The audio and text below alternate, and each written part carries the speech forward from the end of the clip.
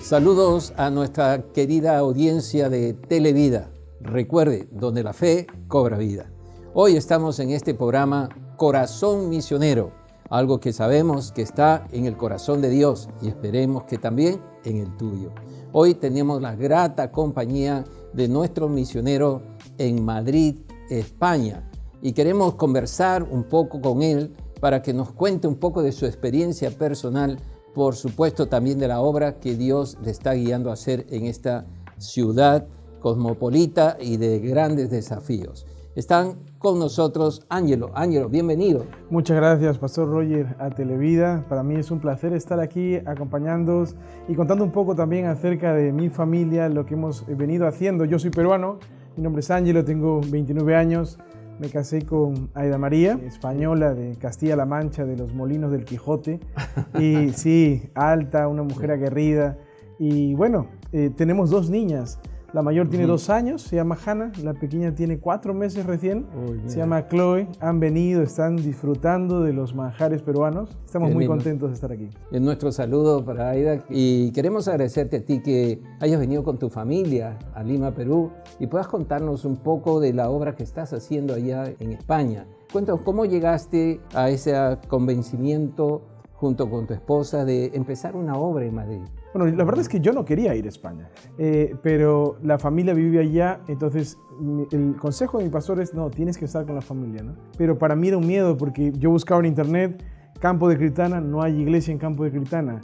Y estamos acostumbrados aquí al cuidado del pastor, a las actividades y tal. Pero cuando llegué a ese lugar, pude conocer a la otra mujer cristiana en el pueblo y ella se convirtió en mi esposa, Aida María. Los únicos dos, yo les cuento. 2 creyentes en una ciudad grande. Ella no tenía mucha opción. Yo era el único creyente allá, así que nos juntamos. Y siempre teníamos en nuestro corazón llevar el evangelio a la gente, porque algo que creemos es que hay una frase alemana que dice: lo fundamental es que lo fundamental siempre sea lo fundamental. ¿Qué es lo fundamental? La gran comisión. Entonces dijimos con mi esposa, no, tenemos que ponernos. Y así es que como comenzó la Alianza Cristiana Misionera Casa de Vida en Madrid. Qué tremendo, decisión tan importante para un matrimonio joven, porque a veces se casan sin una convicción personal, ¿no es cierto? Y en este caso coincidiste con ella en asumir este llamado de Dios para servirle, cumpliendo, como has dicho, la gran comisión. ¿Fue fácil, fue difícil juntarse y tener este sentir? No fue tan fácil, pero en la época del noviazgo es como que el tiempo donde hilamos nuestras convicciones, porque obviamente ella no pensaba estar con alguien que es peruano, 2 culturas diferentes, y queríamos hacer obra, pero lo que aprendimos fue a romper barreras culturales. Entonces, cuando rompimos barreras culturales es donde recién dijimos no. Ahora sí somos un buen equipo, ¿no? Para plantar iglesia. Ahora sí podemos hacerlo en Madrid. Así que la convicción de ella, mi convicción, al final se unió para trabajar como estamos trabajando allí. Qué buen ejemplo me das de cómo podemos unirnos, sumar, en lugar de ser un motivo de conflicto y de retrasar posiblemente un sentir de corazón, un llamado de Dios para servirle, justamente en lo que podríamos llamar el llamado sublime de Dios, ¿no? Lo fundamental, como es cumplir con la gran comisión. ¿Cómo fue ese inicio para ustedes? ¿Empezaron ya con bebés, sin bebés? ¿Cómo es que inició este trabajo de empezar de cero prácticamente una iglesia, que sería un ejemplo también de una plantación de iglesia? ¿Cómo lo hicieron? Cuéntanos. Habíamos ya trabajado en varias iglesias apoyando. Yo estaba en coordinación de plantación de iglesias para otros países, pero dije, mira, es que estoy dando mucha teoría a otros países asesorando, pero no he plantado iglesia. Entonces me tengo que poner a plantar iglesia. Con mi esposa dijimos, no, ya tenemos que trabajar. Entonces en la mudanza, ella y yo fuimos a una cafetería. Me acuerdo que ahí estaba Hannah, con unos meses ya gateaba, y ella cargándola, tomándonos un café, dije, vamos a formar toda la estrategia. Y mi mujer dice algo curioso, porque ella no cocina, no le gusta cocinar mucho. Entonces el que cocina soy yo, el que prepara la cena soy yo, la merienda soy yo. Pero ella dijo, mira, yo quiero poner mi granito. Yo quiero de verdad ser parte de este equipo. Aunque ya era parte, pero ella quería poner su toque, ¿no? Claro. Y me dice, yo voy a precargarme los desayunos. Y yo de verdad, pastor, yo estaba dudando. Le digo, mi amor, no sé si sea una idea, se van a intoxicar. No, pero ella dice, no, yo me voy a poner. Entonces se pone libros, YouTube, prepara una mesa, manjares, deleite. Y digo, mi amor, ¿dónde estaba escondido ese talento?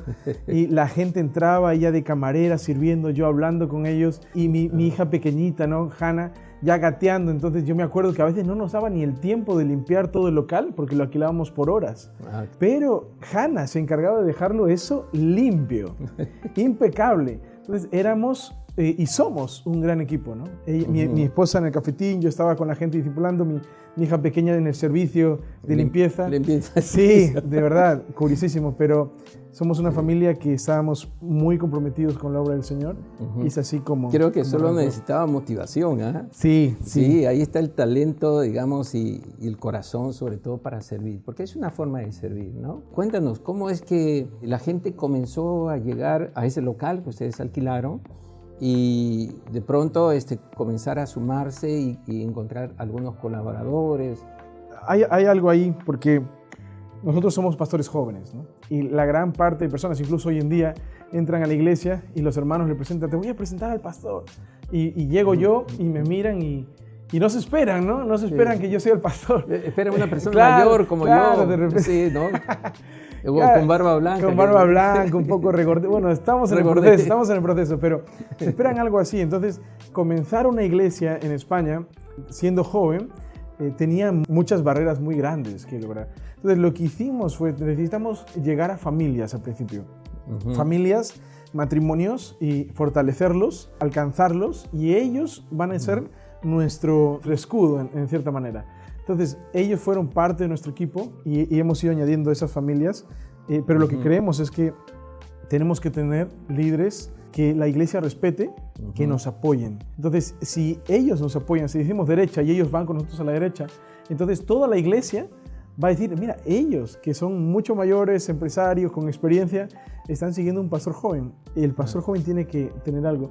Y no es que yo tenga algo especial, sino es la palabra de Dios que da la autoridad al pastor para guiar al pueblo, ¿no? Has probado en cierta forma lo que le dijo Pablo a Timoteo, ¿no?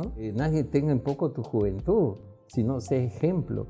Y de pronto, para esas personas que son mayores, adultas, que tal vez fueron las primeras que comenzaron a llegar, encontraron en ti un líder espiritual que pudiera guiarlos en ese caminar con el Señor, ¿no? Cuéntanos más sobre ello. ¿Algunos otros principios que has empleado para que la gente comience a llegar a la iglesia? Sí, he conversado con muchos misioneros en España. Uno de ellos se me acercó frustrado hace poco porque me decía, mira, estoy tanto tiempo en Madrid, no logro evangelizar, no logro alcanzar a la persona, estoy con mi mecánico, me dice, y ya intento buscarle errores al carro para traerlo, para intentar conversar con él, y como que no llega ese momento. Y le digo, es que tú estás intentando hacer un evangelismo por relación. Y de aquí a unos años, de repente te dicen, no, vuelves a tu país, o Dios te envía a otro lugar. Y al final nunca le llegaste a evangelizar al mecánico. Le digo, tú tienes que hacer dos cosas. Evangelismo por relación, eso es constantemente, pero también la gente necesita ser confrontada con la palabra, ¿no? Entonces, el evangelismo personal es lo que funciona. Nosotros, ¿qué hacemos? Evangelizar. Yo le digo a todos los líderes, a todo el equipo, tienes que estar preparado para tres cosas en la vida. Para orar, cuando te toque orar, le digo, ora por la comida, ora para que inicie el culto, tienes que estar preparado para orar. Tienes que estar preparado para morir por la causa del Señor. Cuando te toque, decir yo soy creyente. Y tienes que estar preparado para predicar. Tres cosas en la vida. Quería hacer una camiseta ahí con las tres cosas fundamentales de nuestra iglesia. Evangelizar. Necesitamos evangelizar. La gente está esperando que alguien venga, les hable acerca de una esperanza, porque ellos, muchos, viven sin esperanza. Mira, eso me parece romper con un mito que he escuchado de algunos misioneros, porque algunos dicen que la gente no está dispuesta a escuchar la palabra, que se niegan a entablar una conversación espiritual, o que de plano te rechazan, eres creyente, ya no. Entonces, pero tú me estás diciendo que una estrategia es confrontarlos con la palabra. Por supuesto, hay que orar, Por supuesto hay que ser gentil y amable, dar buen testimonio, relacionarse con la gente, pero ese tercer principio me parece también importante, ¿no? O sea, ¿cómo es que tú y la iglesia que estás pastoreando han roto ese mito, han dado ese paso para decir lo más importante aquí es compartir la palabra de Dios? Sí. Yo creo que si el pastor está involucrado en el evangelismo, la iglesia se va a involucrar. No se trata de, vamos a hacer un evangelismo y van todos menos el pastor. Yo me quedo orando, no. Todos estamos en el saco donde las patatas queman, la frase española, pero también tenemos que capacitar a la gente. Porque hay gente que sí te va a escuchar, porque ahora hay una oleada espiritual de yoga, de pilates, de varias cosas, y la gente está interesada en saber cosas espirituales. Entonces está la apertura a que vayas y le hables acerca de algo espiritual que es Cristo Jesús. Pero también tenemos que capacitar a nuestra gente a saber cómo defender su fe. Entonces yo me he acercado en varias universidades, como ejemplo en la Complutense de Madrid, y voy con un grupo de chicos de la iglesia, ¿no? Y hay gente ahí sentada y me acerco y les digo, mira, vamos, queremos hacernos una pregunta. Y me dice, hey, soy agnóstico. Y le dije, ah, mira, qué interesante. ¿Eres agnóstico? ¿De quién? ¿De Kant o de Hegel? Y me miran, se miran entre ellos. No, mira, yo solamente soy agnóstico. No tienen ni idea de qué es el agnosticismo, pero es su escudo para decir, no quiero saber nada de Dios. Claro. Entonces, en el nombre del agnosticismo, que significa, el agnosticismo le dije, significa ignorante, conocedor de nada. Te estás llamando ignorante, le dije. Entonces, no, el agnosticismo, no, yo no me llamo ignorante, yo soy conocedor. Pero el latín suena tan bonito que se ha vuelto una moda. Entonces muchos no saben nada, pastor. Y nosotros, sabiendo la verdad, sabiendo de que se puede conocer lo absoluto, que lo absoluto es Dios, podemos hablar. Y cuando ellos ven que el evangélico, el cristiano, no es ignorante, sabe, conoce, defiende, dame, que ahora sí quiero escucharte, ¿no? O sea, es digamos, un puente que usan del conocimiento secular, del conocimiento del humanismo, como para dar un salto, es decir, yo tengo algo que tú no conoces. Sí, porque en Europa, si tú no eres de la filosofía de tal, o si no sigues el camino de tal, entonces no sabes nada de la vida. Y muchas veces se ha querido llegar a pensar eso, que los evangélicos no tienen ni idea de su fe. Pero yo les digo, mira, si Dios existe, Dios no juega a las escondidas. Si Dios existe, es Dios tan real que te puedo demostrar ahora mismo que Dios es real. Entonces, el cristiano tiene que tener la seguridad de creemos en Dios. Claro, clarísimo. Y muchos me dicen, pero pastor, es que, mira, y si me dice algo de la Biblia que yo no sé, le digo, mira, ¿quién tiene relación con Dios? ¿Él o tú? Yo, ¿Quién sabe más de la vida espiritual? ¿Él o tú? Yo. Entonces, ¿quién domina el campo? ¿Él o tú? Yo. A darle. Y prueba que lo que sabes puede servir para llevar a alguien a Cristo, ¿no? Sí. Entonces, eso está funcionando, digamos, en tu entrenamiento, preparación de algunos que te acompañan a esas salidas evangelísticas. ¿Podrías decirme tal vez o compartirme si de alguna manera tú estás soñando en el sentido de tener algunas metas, algunos planes a corto plazo, mediano plazo? ¿Este sueño se queda solo en Madrid o hay otros lugares que te gustaría llegar, digamos, formando esta congregación, o otras partes de España, no lo sé, de Europa? ¿Cuál es tu sueño?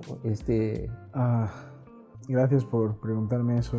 Al principio, cuando plantamos la iglesia, como todo plantador, pastor, se pone metas, objetivos, ¿no? En la última reunión que me senté con el equipo, les dije, miren, no sé si me faltó fe, porque todos los objetivos los hemos logrado. Hemos roto los del siguiente año y eso es gracias a Dios, ¿no? Y entonces eso me permite visionarme más. O sea, ¿por qué? Porque el Señor es el mayor interesado en que esto funcione. Él es el que impulsa la obra, Él es el que añade los salvos, es su iglesia, no es mi iglesia. Y dije, ¿por qué no una iglesia por año? Estamos en el segundo año. Wow, es un sueño gigantesco en Europa. Es un sueño muy gigantesco, pero tenemos un Dios gigante. Y el evangelismo, la plantación de iglesia está en el centro del corazón de Dios. Entonces, ¿por qué no simplemente unirnos, calibrar nuestra motivación, convicción al calibre que Dios quiere que tengamos, ¿no? Sí, y eso da oportunidad tal vez para pensar, si estás pensando en formar futuros pastores líderes, o la estrategia es de iglesia en casas o congregaciones en un local alquilado, y posiblemente también nos abramos a la posibilidad de que algunos estén interesados de alguna parte de Latinoamérica a sumarse a este proyecto. Es fundamental que se capaciten y desde el púlpito yo evalúo cada predicación. Previamente, una semana antes, me están enviando su prédica para ayudarles, para guiarlos, asesorarlos, ¿no? Pero no nos damos abasto. Hay pueblos en Castilla-La Mancha, Socuéllamos, entre otros, que no tienen pastores. Daimiel, no tienen pastores. Tienen local y el local se está convirtiendo más en una reliquia que en un lugar donde se reúnen los santos, en un lugar donde buscan al Señor. ¿Y por qué? Porque viene gente y luego se va porque no hay un pastor. Pueblos donde aún no conocen nada del Señor, no han escuchado el Evangelio. Familias que cuando vamos a predicar nos dicen, ¿dónde vives? ¿Dónde vives? Para ir a visitar. ¿Eres nuevo? Le digo, no, yo vivo aquí 1 hora y 45. Pero múdate, aquí necesitamos esto. Levanta una iglesia, yo voy a hablar a los vecinos. Se te parte el corazón. Y lo que hicimos con mi esposa es, desde febrero de este año, nos mudamos. Antes estábamos en Madrid, ahora estamos al sur, es el centro del país, justo el centro, y estamos aquí. Y viajamos a Madrid constantemente para trabajar, pero también viajamos al sur constantemente para trabajar, porque hay iglesias que no tienen pastor. Hay gente nueva que está entregando su vida y no hay pastor. Mi esposa viene de un pueblo donde no hay pastores, no hay iglesia evangélica. Nuestra propia familia que vive en Campo Cristiano nos están diciendo, ¿cuándo plantas aquí? Necesitamos una iglesia aquí, pero no me doy abasto. Qué desafío, Ángelo, porque tener una gran responsabilidad, pastorear una iglesia, pero seguir escuchando ese clamor, ese pedido, esa súplica de que hay otros lugares donde hay gente hambrienta, deseosa de que se forme una iglesia y que hay un pastor ahí. ¿Y cómo suplir eso? ¿Cómo responder a eso? ¿Qué podemos hacer por ustedes desde aquí, desde Corazón Misionero? Yo le diría que tenemos gente que puede ser apoyada para trabajar allá. No son muchos, pero aún los que podemos tener no bastan. Necesitamos que la iglesia en Latinoamérica, en Estados Unidos, vean a España, a Europa, como un punto de misión. Porque muchos países árabes tienen incluso más evangélicos que mismo España, que es 2%. Pero España no se le ve como un punto de misión por ser primer mundo. Entonces, lo mejor y lo que late en nuestros corazones, no solo míos, sino de diferentes pastores en España, en Europa, es que las iglesias puedan orar por España. Si hay gente que tiene el corazón misionero de ir a España, que den el todo por el todo, ¿no? Que se pongan en primera fila de batallón, que sueñen, que abracen España, que el Señor los va a guiar y que estén preparados para la guerra. Pero allá el trabajo es duro, muchas veces lento, te va a demandar paciencia, resistencia, aguante, pero estamos allí para recoger la cosecha, porque muchos misioneros ya han sembrado. Este es el tiempo de la cosecha. Así que te animamos a que puedas ir. Y creo que para nuestra audiencia que tenga este sentir misionero va a ser esto un desafío. Sabemos que los canales para que puedan ir van a requerir una bendición de su congregación local, una bendición de su pastor que los pueda enviar, pero también creo va a requerir una preparación, ¿no es cierto? Una preparación en el estudio bíblico o formal, de tal manera que no vaya sin ese recurso, ¿verdad? Sí. Porque va a llegar a un lugar donde no es tan común como nuestros países de Latinoamérica. Ha dicho algo que es fundamental también. La palabra del Señor es lo que te hace estar sobre la roca, ¿no? O sea, porque si vas simplemente por emoción o porque querías estar en la madre patria y orabas y abrazabas el grupo terráqueo orando, sí, hay una buena intención, pero tiene que haber un trabajo previo. Entonces es necesario estar en un seminario, es necesario formación, es necesario aprender de la cultura previo ahí, porque si no vas y te chocas. Eso. Y queremos misioneros que permanezcan en la obra. Uno de los estándares que también nos comparten es que se ha dicho, y no sé cómo lo ves ahora tú, Ángelo, pero se ha dicho que España es el cementerio de los misioneros. Y creo que esta nueva generación de creyentes, de pastores, están rompiendo con ese mito, que hay gente dispuesta a escuchar el Evangelio, ser confrontado por la palabra, como te acabamos de escuchar, y se están levantando nuevas iglesias. Estamos en un tiempo donde sí se puede compartir el Evangelio, ¿no? De repente hace mucho tiempo era mucho más difícil porque a los evangélicos los llevaban presos, pero este tiempo es diferente. Ahora esa frase no existe, ni en pintura. Es el momento de evangelizar España, es el momento de llevar el evangelio, es el momento de abrir nuestros brazos, de escuchar a la gente. La gente tiene mucho que decir y nosotros tenemos mucho que escuchar. Y tal vez para nuestra audiencia, te hacía la pregunta porque creo que hay varias formas de poder apoyar la obra misionera en España o otros lugares también, pero hay algunos que no podremos ir, pero sí podemos orar. Y orar que Dios produzca un avivamiento en España, en toda Europa. O también podemos ofrendar y dar lo mejor de nosotros, lo que podamos, y sumarnos a ese proyecto de seguir enviando misioneros. ¿Alguna otra forma se te ocurre que podamos apoyarles?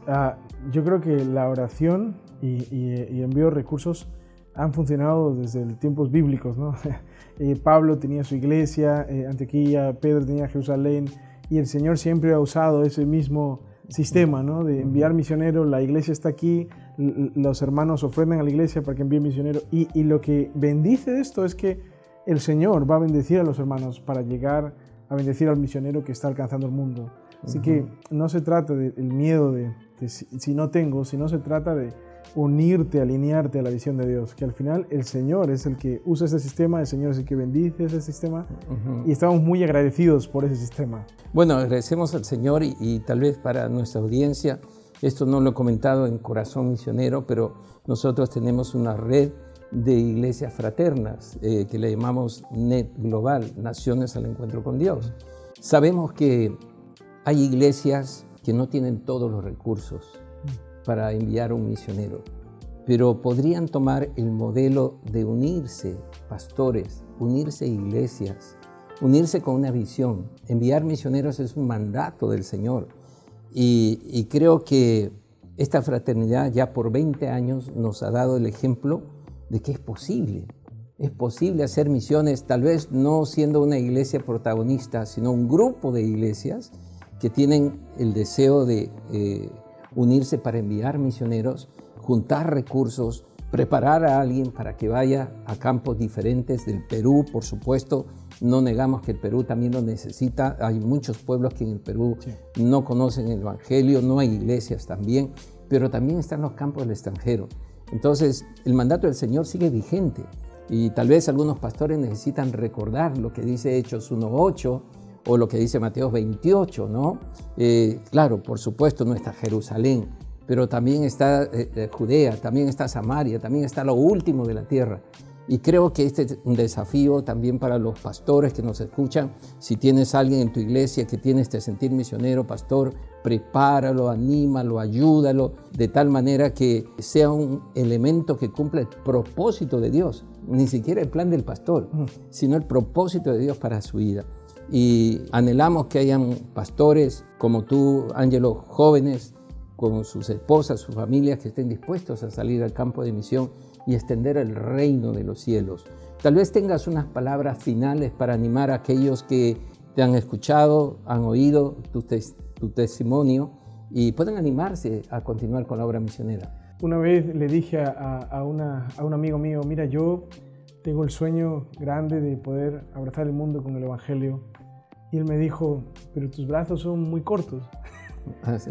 Y yo luego fui a la iglesia y hubo un culto donde todos nos tomamos de la mano y dije, mira, si todos nos tomamos de la mano, si las iglesias del mundo se toman de la mano, podemos abrazar el mundo. Entonces, si tu iglesia no puede sola, que se tome de la mano de otra que puede. Y juntos, como iglesia del Señor Universal, abracemos el mundo para el Señor, evangelicemos, ganemos personas para Cristo. Únete siempre a las misiones. Gracias, Ángelo.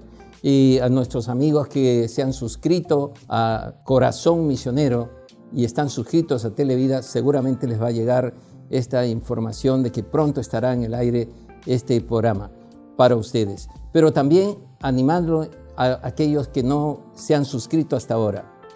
Marca allí para que tú puedas de esa manera recibir las notificaciones que estaremos llegando no solo a tu casa, a tu vida, lo más importante, que tú ames más al Señor. Que Dios te bendiga y gracias por escucharnos y vernos en este día que has destinado para oír la voz de Dios. Que Dios te bendiga. Bendiciones. Bendiciones. Chao.